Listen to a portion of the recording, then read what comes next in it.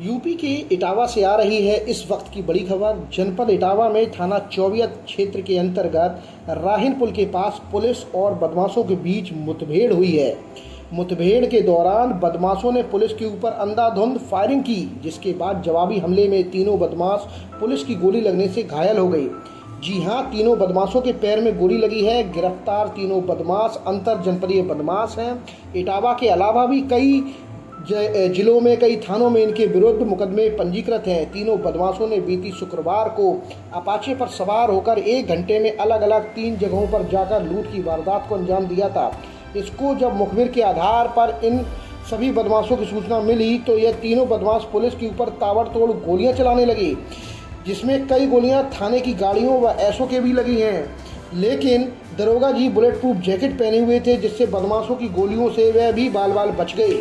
Police द्वारा भी जवाबी फायरिंग की गई, जिसमें तीनों बदमाशों के पैर में गोली लगी और पुलिस द्वारा इन सभी बदमाशों को घटनास्थल से ही गिरफ्तार भी कर लिया गया है। जब इस पूरे मामले पर इटावा के वरिष्ठ पुलिस अधीक्षक से पूछा गया तो उन्होंने बताया कि तीनों ही बदमाश बड़े ही शातिर किस्म के हैं और गिरफ्तारी के उपरांत इनके पास से तीन अवैध तमंचे 315 बोर के बरामद किए गए हैं। जो भी इनके द्वारा लूट की गई थी, लूट की लगभग 95% का जो भी लूट का सामान था वो भी इटावा पुलिस ने बरामद किया है। बदमाशों को गिरफ्तार करने वाली एसओजी टीम और सर्विलांस टीम एवं जो बसरेहर थाना है इटावा जनपद का, चौबिया थाना, इसको इटावा के वरिष्ठ पुलिस अधीक्षक ने 25,000 रुपये के इनाम से भी पुरस्कृत किया है। देखिए, कल दोपहर में 21 तारीख को पहले चौबिया में, उसके बाद बसरेहर में 3 वारदात एक ही मोटरसाइकिल द्वारा की गई थी। और जो भी रोड पर चल रहा था उस समय उनसे मोबाइल ले लेते थे और कुछ पैसे जो उनके पास होते थे या कोई ज्वेलरी होती थी उससे ले लेते थे। तो अंगूठी और कुछ कैश और मोबाइल, 3 मोबाइल छीने गए थे। इस संबंध में 392 आईपीसी का मुकदमा जो है 2 चौबिया में तथा 1 बसरेहर में दर्ज किया गया था। और इसके आधार पर हमारे द्वारा सीओ सैफई, एसपी आरए तथा सर्विलांस और एसओजी की टीम, साथ ही साथ एसएचओ चौबिया, एसएचओ बसरेहर के नेतृत्व में टीमें बना दी गई थी। 3 टीमें लगी हुई थी।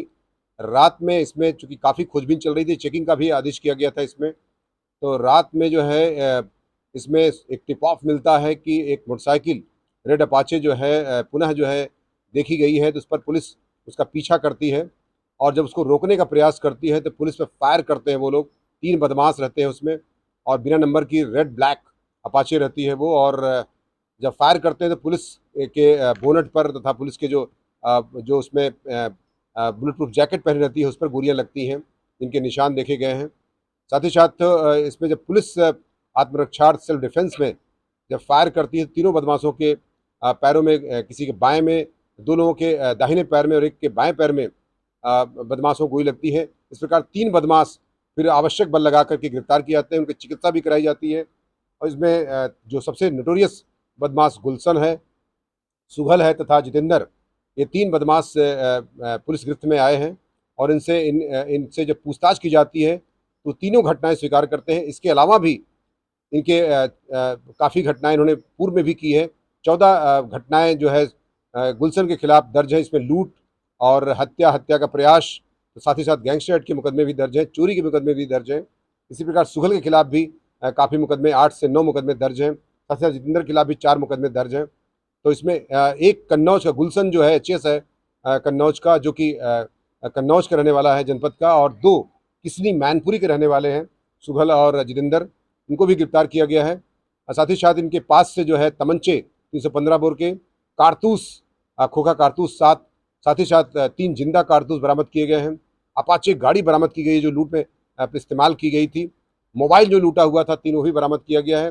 अंगूठियाँ जो लूटी हुई थी, कैश 5 से 6,000 बरामद किए गए हैं। इस प्रकार से सारी लगभग 100% बरामदगी इस मामले में की गई है। और इसमें चूंकि इतनी तत्परता, 10 घंटे के अंदर ये सारा घटना का पर्दाफाश होता है, हमारी टीम द्वारा बहुत ही तीव्रता के साथ और पूरी इंटेंसिटी के साथ, पूरी टीम भावना से कार्य करते हुए संपन्न किया गया है। और निश्चित तौर से बड़ी सफलता प्राप्त की गई है, जिसके वजह से इससे 25,000 रुपये का इनाम मेरे द्वारा पूरी टीम को दिया जा रहा है और इस प्रकार से 3 बदमाशों के खिलाफ विधिक कार्रवाई करते हुए जेल भेजने की कार्रवाई सुनिश्चित की जा रही है। 22 इसमें जो एक बदमाश है जिसने इस गाड़ी को चला रहा था, उसने स्वीकार किया कि जो है ये हमने एक लोग से मांग के ही हम लाए थे। अपने दोस्त का नाम भी बताया उसने, लेकिन इसको वेरीफाई किया जा रहा है चूँकि रात का मामला था। अब इसमें थोड़ा समय लगेगा और पूछताछ और भी की जा रही है, जिससे कि इसमें जो है सारी और गहराई से पता किया सके। चूँकि वो गाड़ी बिना नंबर की है, उसमें कोई नंबर प्लेट नहीं था, इसलिए निश्चित तौर से इसमें और गहराई से तफ्तीश और जांच करने का विषय वस्तु है। ये सब तीनों आपस में रिश्तेदार हैं या अलग अलग? तीनों आपस में रिश्तेदार नहीं हैं, बल्कि एक दूसरे के दोस्त हैं, परिचित हैं और आपस में कई बार क्राइम किए हैं और जेलें बंद रहे हैं। इस कारण से जो है इनकी अपनी दोस्ती है और साथ में मिल करके एक संगठित अपराध समय समय पर करते हैं ये। हाँ, इनके जो अभियोग हैं वो इटावा है, कन्नौज में है, मैनपुरी में है, इस प्रकार से जो है औरैया में है। इस प्रकार से इनके खिलाफ जो मुकदमे दर्ज हैं विभिन्न जनपदों हैं, तो अंतर जनपदीय गिरोह इसको कहा जा सकता है।